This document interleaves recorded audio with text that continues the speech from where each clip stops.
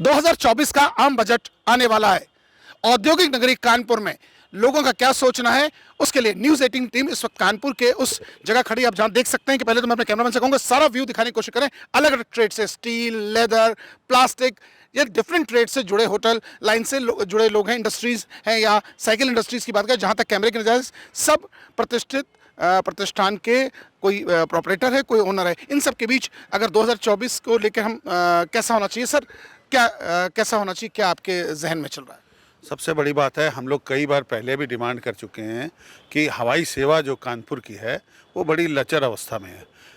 हवाई अड्डा तो बन गया, लेकिन अभी तक उड़ानों की संख्या तय नहीं हो पाई। कानपुर से कम 20 उड़ानें तय होनी चाहिए जो अलग अलग प्रदेशों में जानी चाहिए। अभी बेंगलोर की उड़ान थी, वो भी बंद कर दी गई है। रात में यहाँ नाइट लैंडिंग की कोई व्यवस्था नहीं है।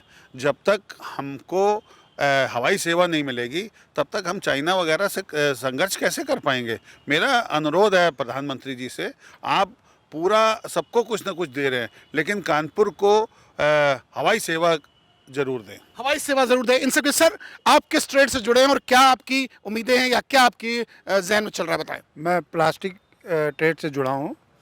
मेरा ये कहना है कि इस बजट में सरकार को नियमों के सरलीकरण की तरफ ध्यान देना चाहिए। वेस्ट मैनेजमेंट से संबंधित बहुत सारे नियम हैं, बड़ी भ्रांतियाँ हैं, बड़े क्रिटिकल हैं। अब नया एक एमएसएमई के लिए भुगतान से संबंधित नियम ले आई है सरकार। उसमें जितने भी अपने इनकम टैक्स के, वेस्ट मैनेजमेंट के, जीएसटी के नियम हैं, उन पर सरलीकरण पे ध्यान देना चाहिए। क्योंकि एवरेज हम लोगों की जो उद्यमी है या दुकानदार है या व्यापारी है, उसकी एवरेज जो शिक्षा है वो ग्रेजुएशन है।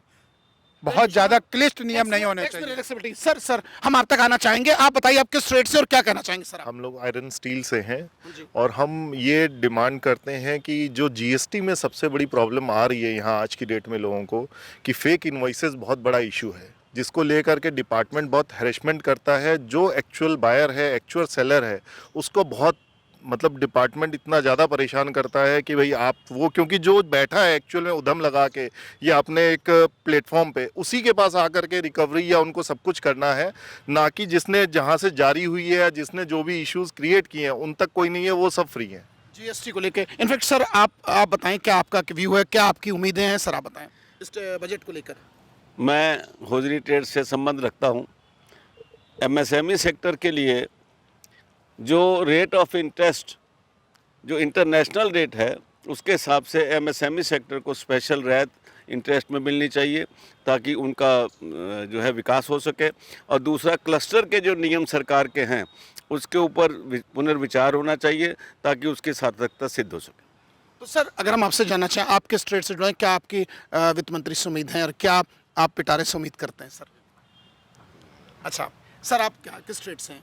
हम आयरन एंड स्टील से। सर बहुत बिल की समस्या है, पेमेंट की समस्या है। बिल और पेमेंट की। चलिए हम एक बार सर आप तक आना चाहेंगे। सर अगर ओवरऑल टैक्स की बात की जाए तो क्या संतुष्ट है अभी तक जो स्लैब चला, या उसमें कुछ आप चाहेंगे? बिल्कुल, 28% वाला स्लैब तो तुरंत वापस हो जाना चाहिए। 28 और 18% का स्लैब बिल्कुल नहीं रहना चाहिए।